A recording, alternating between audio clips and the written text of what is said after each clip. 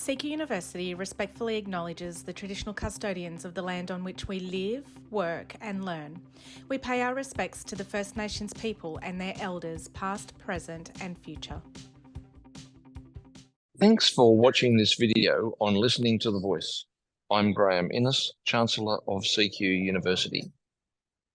Our guest this week has been deeply engaged with areas of policy around people experiencing vulnerability throughout her career.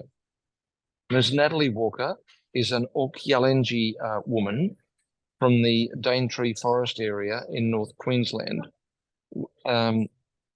with degrees in psychology and law. She has dedicated her career to reforming social and economic policies to make our country a better place for those experiencing vulnerability. Natalie advises governments on a range of social and economic policy matters. She has been CEO of Supply Nation and now sits on boards of major NFP and community organisations. So welcome to this video series, Natalie. Thanks, Graeme. Firstly, how did you see the Voice to Parliament? How do you see it making a practical difference in Australia?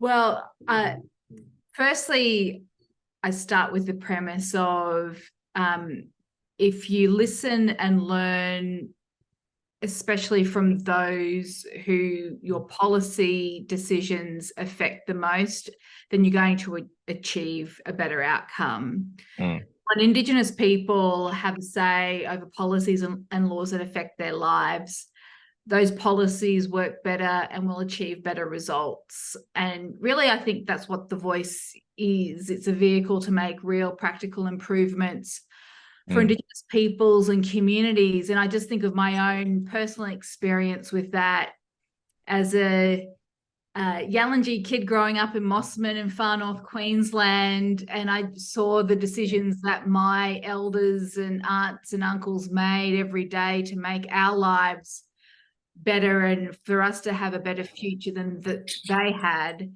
And if we can create a mechanism and support a mechanism that enables aunties, uncles, communities all around the country to have a voice, to be heard on what they understand will be what their country, what their communities need, what their young people need, what their children need to live better lives, I think that that will help us achieve better outcomes overall as a nation.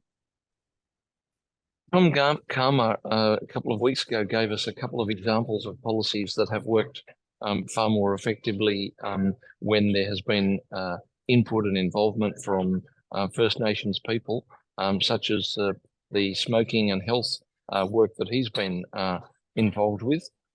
Is that an example of the sort of thing that you're talking about? And do you have other examples? Yeah, exactly. That's one that Uncle Tom's provided.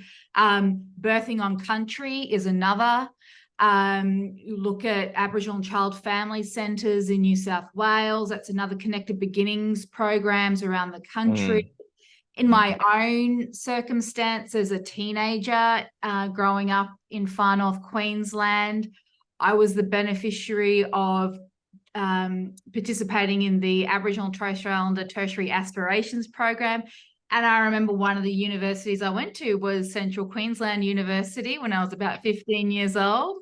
And, you know, that opened up my eyes to university in that as a possibility when I didn't even know such a thing existed before. And I went on to get 2 degrees and that enabled me to do the work that I do. And I'm not the only one. My cousins, my peers all benefited from that. So I think the issue with that, though, is that they're programs in pockets, right?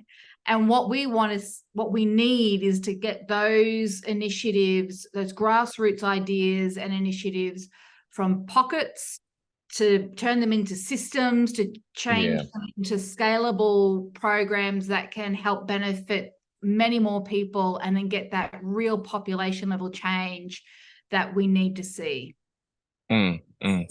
Yeah, one of the things I'm glad you mentioned the CQUniversity in that context, because one of the things I'm most proud of as Chancellor is the programs that we run, which introduce people experiencing vulnerability, particularly First Nations people, to the possibility of university in their lives, and seeing the changes that can make. It's really exciting. Let me take you back to, you mentioned your own life experience growing up as a teenager. What caused you to support the voice from your own life experience? Yeah. There's probably been three things that stand out for me in my life. The first is learning of and observing the experience of my family, and in particular, my grandparents, and understanding their stories and journey, and also the huge change over generations in my family, and how my grandfather was, as a child, taken away and taken to Palm Island. Somehow he found his way off Palm Island as a 15, 16-year-old. He escaped Palm Island in pursuit of finding his wife, my grandmother, who he was promised to as a babe when he was born. And they was senior law people, so it was really important that they married. He, got off the island and made his way back to Mossman in search of his wife, promised wife Wilma, and they found each other, and they went on to have 11 children together.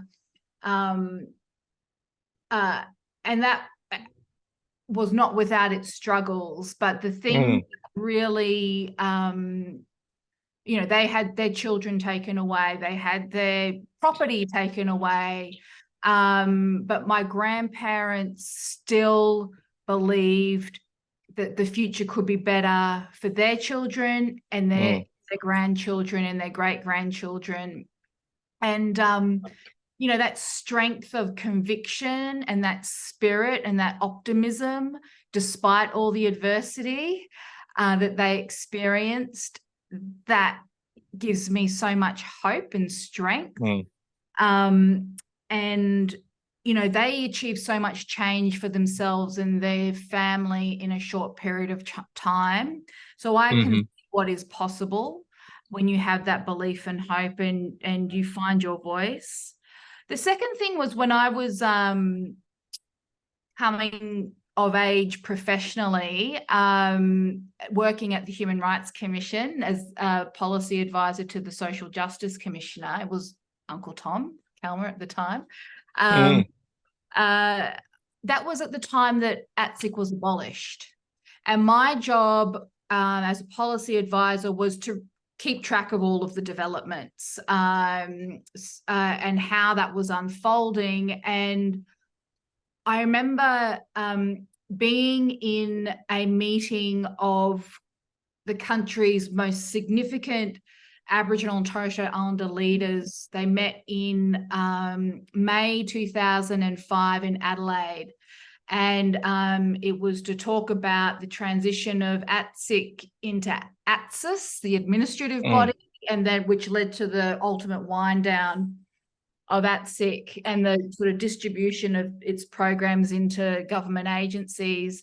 And I remember being in that room. There would have been probably 150 leaders in that room, and the sadness and the anger and the looking to what could be for us in the future, and the loss and the grief, all because politicians had made some deal and we were the collateral damage in that. And it was taken away with the stroke of a pen or a handshake or whatever it was back then between Mark and John Howard. And so I, that reinforced to me the importance of protecting our voice. And that's why it needs to be in the Constitution, right? We can't have something that is legislated that is important, but it can be so easily taken away, like we saw happen with ATSIC.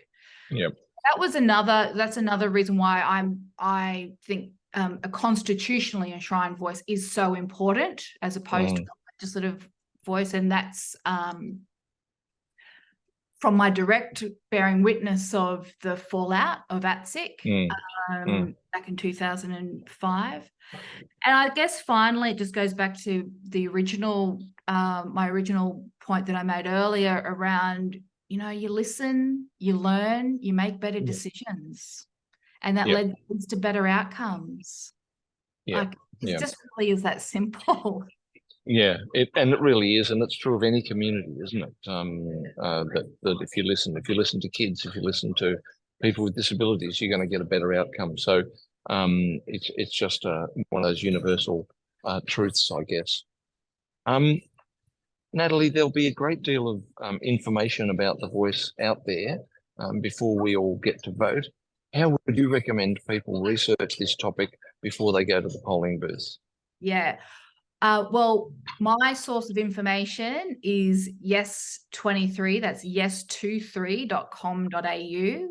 That's the official campaign website, and they have amazing resources on what is the referendum, what is a referendum, what are we being asked to vote on, including the question and the amendment, but also the key messages for why this is so important. And also, if you want to take the next step in helping convince others, or at least have a conversation with others about the referendum, they've got really great guides on how you can have those types of conversations as well. Just think about if every one of us just had, you know, 3 conversations with people who didn't know what the referendum was about, and, you know, about the importance of voting yes, that's potentially turning 3 undecideds into 3 yeses. And, you know, that's really powerful when you think about 3,000 volunteers doing that across the country. One last question, Natalie, before I let you go. We saw through the marriage equality campaign the damage that these campaigns can do to people experiencing vulnerability. How is that playing out in this campaign, and what can be done, or what can we do to minimize the impact of that? Yeah, it really is, Graeme. And I think it's painful. It's painful for everyone who's a supporter of yes. And also it's sad, I just think, for all Australians to see that some parts of our community and political leadership debates such issues of national significance in really divisive ways. I just don't think that's who we are as Australians. No. But when it comes to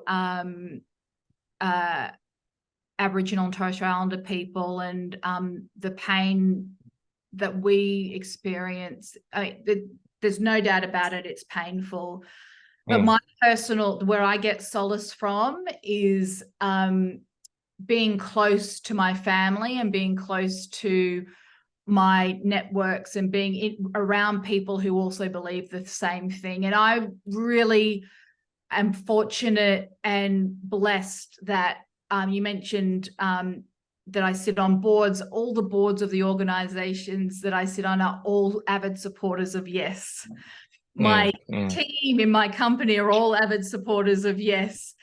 So I've got a lot of yes around me, and there's a lot of positivity and hope around me. And I think that's really important to surround. We all surround ourselves with people who have the hope and optimism. And, you know, sometimes I don't even look at the social media. I don't look at the media because it's just not worth it on that day because take care of me. So I believe that I believe in Australians, and I believe that we all want the better future for our country that yes will provide us. Thanks, Natalie. That's a great place to bring this to a conclusion. I really appreciate you making some time available, and I'm, like you, looking forward to a positive result at the referendum. Thanks very much. Thanks, Graeme. See you. the views and opinions expressed in this video are those of the speakers and do not necessarily reflect the views or positions of any entities they represent.